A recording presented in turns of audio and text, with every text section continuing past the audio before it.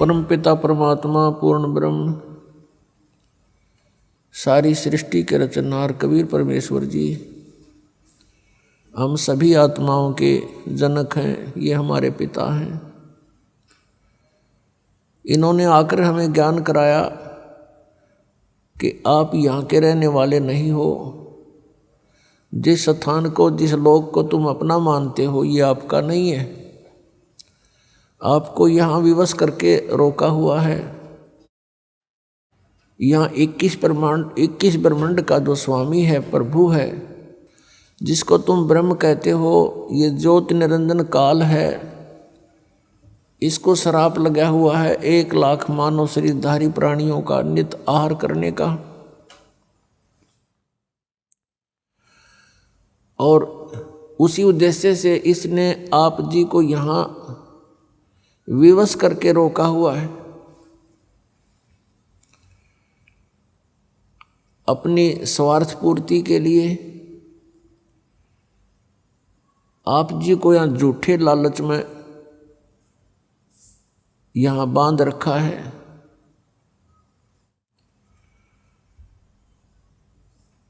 और जन्म और मृत्यु का यहाँ का विधान बनाकर आप जी को उसी कोल्हू में पीड़ रहा है। पुण्यात्माओं, अपनों के लिए अपने ही दुखी होते हैं। यहाँ आप देख रहे हो क्या दुर्दशा है प्रत्येक प्राणी की। किसी को कोई कष्ट है, किसी को कोई कष्ट है। मनुष्य जीवन प्राप्त प्राणियों का ये हाल है। अन्य योनियों का क्या हाल होगा, जैसे कुत्ते के शरीर में, गधे के शरीर में, पशु पक्षियों के शरीर में। कितना दुखी है ये प्राणी। और मनुष्य जीवन में भी क्या हाल है प्रत्येक प्राणी का। कोई प्राणी सुखी नहीं।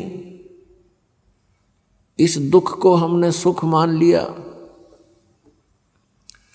इस दुख के अंदर थोड़ी सी राहत किसी को है, उसी को हम सुख मान बैठे। इसके लिए परमात्मा कबीर देव जी, कबीर साहब जी कहते हैं कि झूठे सुख को सुख कहे, ये मान रहा मनमोद, ये सकल चबीना काल का, कुछ मुख में कुछ गोद। परमात्मा कहते हैं कि सभी काल आहार है ये जो इसने 21 ब्रह्मांड में आपको उत्पन्न किया हुआ है। अपनी उदर पूर्ति के लिए ये सब कुछ किए हुए हैं। आप जी इसके आहार हो। जैसे कसाई बकरे पालता है, उसका उद्देश्य क्या होता है उन बकरों को सुविधा देने का? अपनी रोजी रोटी और स्वयं आहार करना।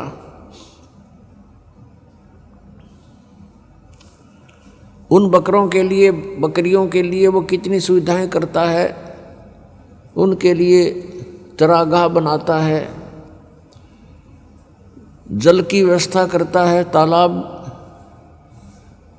और ऊपर शेड डाल देता है, झोंपड़ी बनाता है गर्मी सर्दी से बचाने के लिए।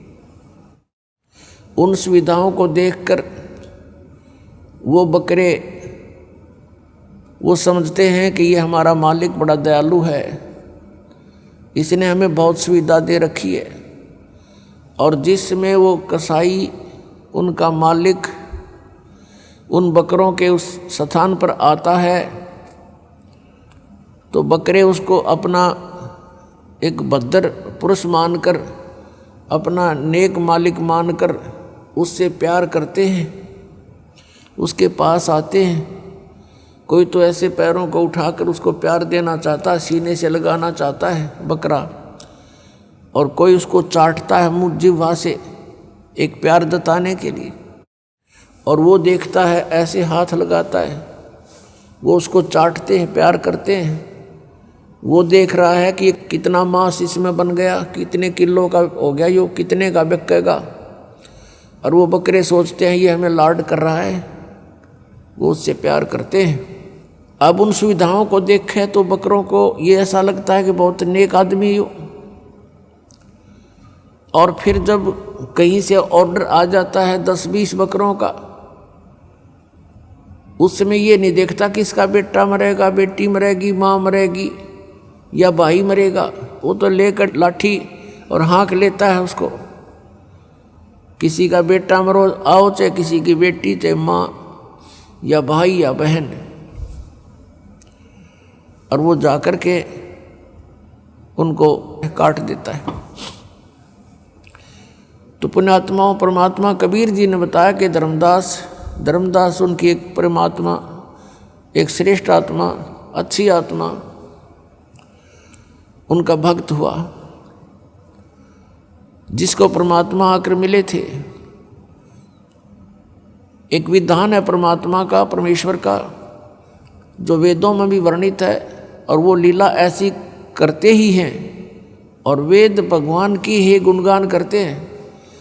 वेदों में लिखा है कि वो परमात्मा ऊपर ध्रुवलोक के तीसरे पृष्ठ पर, तीसरे स्थान पर विराजमान है। तीसरे मुक्ति धाम में रहता है, वहाँ से गति करके नीचे आता है, श्रेष्ठ आत्माओं को मिलता है, उनको ज्ञान बताता है, यथार्थ ज्ञान देता है। उसी उद्देश्य से परमात्मा धर्मदास साहिब जी को मिले थे। एक बहुत ही अच्छी आत्मा परमात्मा की खोज में भटक रही थी। परमात्मा आकर उनको मिले, तब उनसे कहा था कि धर्मदास, जिसको तुम पूज रहे हो ये काल है। गीता जी अध्याय नंबर 11 के श्लोक 32 में स्वयं कहता है, मैं काल हूँ, सबको खाने के लिए आया हूँ, और तुम फिर भी इसी की पूजा कर रहे हो, सर्प को दूध पिला रहे हो। फिर परमात्मा ने बताया कि धर्मदास, जैसे आप जी देखते हो कि यहाँ कितनी सुविधाएं दे रखी है काल भगवान ने, कितनी बड़ी पृथ्वी है, इस पर कितने अच्छे मेवे लगे हैं, मेवा, काजू, किशमिश, फल लगे हैं, सेब, संतरे, और कनक, गेहूं, चना, बाजरा, ज्वार, मकई। और फिर कभी वर्षा हो जाती है, झरने बह रहे हैं, दरिया बह रही हैं, नीचे जमीन में शीतल जल, मीठा जल भर रखा है। इन सुविधाओं को देखते हैं, शीतल हवा चल रही है, सूर्य उदय हो रहा, अस्त हो रहा है। इन सुविधाओं को देखते हैं तो ऐसा लगता है कि कितनी अच्छी सुविधा हमें भगवान ने दे रखी है। तो इस दृष्टिकोण से तो हम सोचते हैं बड़ा दयालु है ये भगवान, जिसने हमारे को इतनी सुविधा हमें दे रखी है, कितना ध्यान रखा हुआ हमारे प्रत्येक व्यवस्था का, प्रत्येक व्यवस्था को कितना अच्छी तरह हमें दिया हुआ है, कितनी अच्छी व्यवस्था कर रखी है, सब सुविधाएं प्रदान कर रखी हैं। लेकिन उस समय हम भूल जाते हैं, किसी का बेटा मर गया, किसी की बेटी मर गई, एक्सीडेंट में पूरा परिवार का परिवार दुर्घटनाग्रस्त होकर के समाप्त हो जाता है। तो कहाँ गई फिर इसकी दयालुता? उसमें हम याद भी नहीं करते कि भगवान होता है ऐसे जुल्म किया करता है, क्योंकि हम ऐसे लोक में रह रहे हैं, इस गंदे लोक में रह रहे हैं। यहाँ पर ये सदा बना रहेगा, जन्म और मृत्यु, इस तरह की घटनाएं सदा बनी रहेंगी। उसके लिए परमात्मा ने कहा कि एक और स्थान है सतलोक, सचखंड। उस सतलोक में जाने से तुम्हारी ये सब समस्याएं हल होंगी, सब समस्याओं का समाधान होगा।